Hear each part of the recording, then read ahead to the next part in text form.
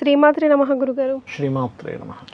గురుగారు, జబల్పూర్ మధ్యప్రదేశ్లో cruise upside down అయిపోయి చాలామంది వరకు అందులో డ్రైన్ అయిపోయి కొంతమంది బతికారు, కొంతమంది అయితే సజీవ దహనం అయిపోయారు అందులోనే.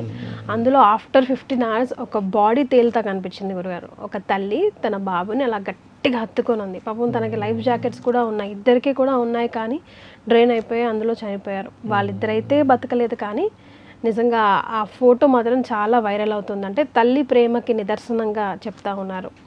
సో మనం గతంలో కూడా మీరు చెప్పిన చాలా వీడియోస్లో చెప్పారు, ఈ సంవత్సరం అంతా వాటర్కి సంబంధించిన అటాక్స్ కానీ ప్రాబ్లమ్స్ కానీ డెత్స్ కానీ చాలా వరకు ఉంటాయి. సో వాటర్లో ప్రయాణం చేస్తున్నప్పుడు ఆడుకుంటున్నప్పుడు చాలా కేర్ఫుల్గా ఉండండి అని మీరు పదే పదే చెప్తా ఉన్నారు. సో అలాంటిది ఒక సంఘటన అని మనం చెప్పుకోవచ్చు. ఇది అంటే యాక్చువల్గా శని జలరాశిలో సంచరిస్తున్నాడు ప్రజెంట్. అది కాకుండా ఈ వాయుతత్వ రాశుల్ని, జలతత్వ రాశుల్ని, అగ్నితత్వ రాశుల్ని 3 రాశులు మారుతున్నాడు ఈ సంవత్సరం కూడా గురువు. సో ఎప్పుడైనా సరే 3 రాశులు గురువు మారినప్పుడు ప్రాణ నష్టం ఎక్కువగా జరుగుతుంది. అది కాకుండా ఈ సంవత్సరం మనకి రాజ్యాధిపతి గురువు అయ్యాడు అండ్ మంత్రి కుజుడయ్యాడు. దీనివల్లే కాస్త యుద్ధ వైఖరి ఇవన్నీ కూడా. అయితే ఇవన్నీ ఒక ఎత్తు అయితే నన్ను అడిగితే ఇంకొక 1 year వరకు కూడా కొంచెం ఈ జల సంబంధించిన విషయాల్లో వాటర్ మీద వెళ్ళేటప్పుడు నెక్స్ట్ మనకి గురువు June 2 నుంచి మారుతున్నాడు కూడా, దానివల్ల కూడా కొంచెం ప్రమాదాలు ఎక్కువ అవుతాయి. కాబట్టి ప్రయాణం చేసేవాళ్ళు ఖచ్చితంగా జాగ్రత్తలు తీసుకోవాలి. అయితే మీరు ఇందాక అన్నట్టుగా మదర్ లవ్ ఏదైతే ఉంటుందో అది మనం తీర్చుకోలేము. ఎందుకంటే కొంతమంది రుణాలు మనం తీర్చుకోలేమండి. తల్లి, తండ్రి, గురువు, దేవత, ఋషుల యొక్క రుణాలు మనం తీర్చుకోలేము. అంత సులభమైనటువంటి విషయం కాదు అది. ఇక్కడ ఏంటంటే మనకి లవ్కి ఒక నిర్వచనం ఉంటుంది, without expecting anything, only giving is love. అది ఓన్లీ మదర్ ఒకళ్ళే. ఎవరికో ఇంకా తల్లితో శత్రుత్వాలు అంటే మాతృశాపాలు కొన్ని ఉంటాయి. అలాంటి వాళ్ళు ఎవరో కోటిలో ఒకళ్ళు తల్లితో పడకపోవడం, తల్లి వీళ్ళని ఒక రకంగా అంటే 4 పిల్లలు ఉంటే ఒక వ్యక్తిని మాత్రం ఇంకో రకంగా చూడడం, ఇవన్నీ ఎందుకు జరుగుతాయి అంటే పూర్వజన్మల్లో ఆ వ్యక్తి తల్లి విషయంలో కొన్ని దోషాలు చేసి ఉంటాడు. తెలియక అజ్ఞానంలో తల్లి ఎప్పుడు చేయదు. ఆ యొక్క దోషం ఏదైతే ఉందో, ఆ కర్మ ఏదైతే ఉందో, ఆ పాపం ఏదైతే ఉందో ఈ జన్మలో తల్లి రూపంలోనే వచ్చి అది ఇబ్బంది పడుతూ ఉంటాడు. ఇదేమిటి 4 పిల్లలను ఒక రకంగా చూస్తే నన్ను ఎందుకు ఇలా చూస్తుంది. అందుకే నేను చాలామంది జాతకాలు చెప్పినప్పుడు మదర్ ద్వారా ఇబ్బంది పడే జాతకాలు కొన్ని ఉంటాయి. అలాంటివి చెప్పినప్పుడు అవునండి నిజమేనండి మా మదర్తో నాకు ఎందుకు పడదనే వాళ్ళు ఉంటారు. కానీ ఒక 100 కోట్లలో 99,999 అంటే చాలా తక్కువ పర్సంటేజ్ ఉంటుంది. బట్ ప్యూర్ లవ్ ఏ జీవరాశి అయినా కానీ, అది ఒక చిలుక కావచ్చు, ఒక పక్షి కావచ్చు, ఒక ఎనీ జీవరాశి, mother love is mother love. చూడండి మీరు, ఒక కోడి ఉంటుంది మామూలుగా అంటే ఇలాంటి పారిపోతుంది, కానీ అది పిల్లలు పెట్టినప్పుడు చూడండి మనం వెళ్తే అది అటాక్ చేస్తుంది. పులి మీదైనా అటాక్ చేస్తుంది. ఈవెన్ అది అంత అన్కండిషనల్. అంత అంటే మదర్ లవ్ ఎలాంటిదంటే ఎంతసేపు పోషణ, రక్షణ, సెక్యూరిటీ అండ్ దాన్ని ఎలా ఫీడ్, దాన్ని ఎలా పెంచాలనేది కంప్లీట్ ఇది ఉంటుంది. ఆ మదర్కి ఉన్నటువంటి లక్షణం అది. కాబట్టి ఏంటంటే మన వాళ్ళందుకే మాతృదేవో భవ అంటారు, నెక్స్ట్ పితృదేవో భవ అంటారు. ఫస్ట్ పితృదేవో భవ అంటారు, ఫస్ట్ తల్లికే పెద్దపీట వేస్తారు. కాబట్టి ఏంటంటే ఆ ఫోటో మీరు నాకు చూపించారు. బట్ అది 30 మంది ఎక్కినటువంటి బోట్ అనుకుంటా అండి, క్రూజ్ కాదు, 30 మంది ఎక్కిన బోట్. అది 9 మంది మరణించారు అందులో. ఎందుకంటే జలరాశుల్లో ఎప్పుడైనా కొన్ని పాపగ్రహ సంబంధాలు వచ్చినప్పుడు జల సంబంధంగా వస్తుంది.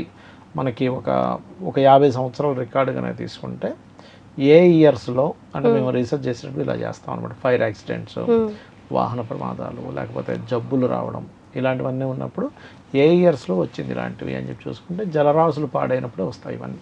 అంటే జల సంబంధంగా కొంతమంది నష్టపోవాలి. అలాంటప్పుడు అందుకే చెప్తాం ఏమంటే జల ప్రయాణాలు చేసేటప్పుడు ఈ బోట్స్లోని, షిప్స్లోని వెళ్ళేటప్పుడు కొంచెం జాగ్రత్తగా ఉండండి. వర్షం పడేటప్పుడు కూడా జాగ్రత్తగా ఉండండి. ఒక్కొక్కసారి ఎలా ఉంటుందంటే ఒక వ్యక్తికి జలగండము అని ఉండేసరికి ఆయన ఏమనుకున్నాడు, నేను అసలు ఎక్కడికి పోను కదంటే వర్షం పడినప్పుడు జారిపడి ఆయన ఇబ్బంది పడ్డాడు. అట్లా అనమాట. గురుగారు, correct me if I'm wrong, ఈ మధ్యకాలంలో చాలా మంది మటుకు 80% of course mother side shall be pure everlasting, అదే అబ్బాయి అయినా అమ్మాయి అయినా దాని గురించి క్వశ్చన్ చేయక్కర్లే. కానీ అసలు ఒక్క వయసు వచ్చిన తర్వాత అబ్బాయి పెళ్ళై పిల్లలు వచ్చిన తర్వాత ఒక్క అమ్మాయి అయినా ఉంటే బాగుండు. మన ముందేమో కంపల్సరీ ఒక్క కొడుకన్నా ఉండాలి, మన చితమంట పెట్టడానికి అనుకుంటారు. ఒక వయసు వచ్చిన తర్వాత అబ్బా ఒక్క కూతురన్నా ఉంటే బాగుండేది నా కష్ట సుఖాలు పంచుకోవడానికి అనే స్టేజ్కి చాలా మంది 90% వాళ్ళని నేను అబ్జర్వ్ చేస్తున్నా. ఇందులో నిజం ఎంత, ఎందుకు అట్లా గురువుగారు? బ్యూటీనెస్ వేరే ఉంటుందండి. ఆడపిల్ల చిన్నపిల్ల గజ్జెలు వేసుకొని చిన్న చిన్న పాదాలతోని, ఇప్పుడు డ్రెస్ ఇప్పుడు మనం చూడండి జెంట్స్ కనుకోండి ఒక షర్టు ప్యాంట్ వేసుకుని అలా మేము తయారవడానికి 10 నిమిషాలు టైం కూడా పట్టదు, 5 నిమిషాలు హార్డ్లీ. కానీ ఒక స్త్రీమూర్తి తయారవ్వాలని 2 గంటలు టైం తీసుకుంటాం. మ్యాచింగ్ అన్నీ అంటే ఒక డిఫరెంట్ అందం. ఇంకోటి ఏంటంటే మగవాళ్ళకి ఎక్కువగా ఆడపిల్ల చూపించే ప్రేమ వేరే ఉంటుంది. తండ్రి మీద చూపించేది తల్లి అయినా తండ్రి అయినా గురువు గారు అసలు. అవును, అంటే ఆడపిల్ల తండ్రి మీద ఎక్కువ చూపిస్తుంది అండి తల్లి కంటే. అదేంటో తెలియదు, మగపిల్లవాడు తల్లి మీద ఎక్కువ చూపిస్తాడు తండ్రి కంటే కూడా. ఆ ఎఫెక్షన్ వేరే ఉంటుంది. అందుకని కూడా చాలా మంది మగవాళ్ళు ఒక ఆడపిల్ల ఉంటే బాగుండు అనే ఇది మాత్రం వాళ్ళకి ఖచ్చితంగా ఉంటుంది. అంటే నా ప్రశ్న యొక్క ఉద్దేశం ఏంటంటే మగపిల్లలు వాళ్ళ ఫ్యామిలీ లైఫ్లో పడిపోయి తల్లిదండ్రులకి ఎంత ఇంపార్టెన్స్ ఇవ్వాలో, బ్యాలెన్స్డ్గా ఎలా చూసుకోవాలో చూసుకోలేకపోతున్నారేమో. అందుకే తన ఇంట్లో తను ఒక ఏజ్ వచ్చిన తర్వాత షీస్ ఫీలింగ్ లోన్లీ. నాకెవరు లేరా, నాకు ఒక కూతురు ఉంటే అప్పుడే కదా గురుగారు అనిపిస్తుంది నాకే ఒక కూతురు ఉంటే నన్ను పట్టించుకునేది. చిన్నప్పటి నుంచి వాల్యూస్ చెప్పకపోవడం. మనం ఎంతసేపు ఏం చేస్తున్నామంటే తల్లి తండ్రి రిలేషన్ వాల్యూస్ చెప్పకుండా వాళ్ళ భవిష్యత్తు బాగుండాలనే భావనతో తల్లిదండ్రులు నువ్వు బాగా చదువుకుంటే నీకు మంచి ర్యాంక్ వస్తే నీకు మంచి జాబ్ వస్తుంది, నీ లైఫ్ బాగుంటుంది, సొసైటీలో నీకు మంచి పేరు వస్తుంది, ఈ పాయింట్ ఆఫ్ వ్యూని మనం డెవలప్ చేస్తున్నాం. ఎందుకంటే అది నిజం కూడా. కాకపోతే ఇక్కడ ఏమవుతుందంటే దానితో పాటు మదర్ యొక్క వాల్యూ, ఫాదర్ యొక్క వాల్యూ, అంటే జనరల్గా లవ్ అనేది ఉంటుంది పిల్లలకి తల్లిదండ్రులు పిల్లల మీద ఉంటుంది. కానీ మనం ఇంకొంచెం చెప్పగలగాలి. అయితే జన్మజాతకంలో కూడా 4th హౌస్ కనెక్టివిటీ ఉంటే మదర్తో ఎక్కువ ఆ జీవుడు ఉంటాడు. 9th హౌస్ కనెక్టివిటీ ఉంటే పోలికలు కానీ ఆ జీవులు కనెక్టివిటీస్ కానీ బాగుంటుంది. కొన్నిసార్లు 4th హౌస్ పాడైతే మదర్తో డిటాచ్మెంట్ ఉంటుంది, కొంతమందికి 9th హౌస్ పాడైతే ఫాదర్తో డిటాచ్మెంట్ ఉంటుంది, కొంతమందికి 5th హౌస్ బాగుంటే తాతగారితో అటాచ్మెంట్స్ ఎక్కువ ఉంటాయి. ఇదంతా కూడా ఏంటంటే ఒక మనిషి మీద మనం ప్రేమ చూపిస్తున్నా, ద్వేషం చూపిస్తున్నా, ఇదంతా పూర్వజన్మ కర్మ.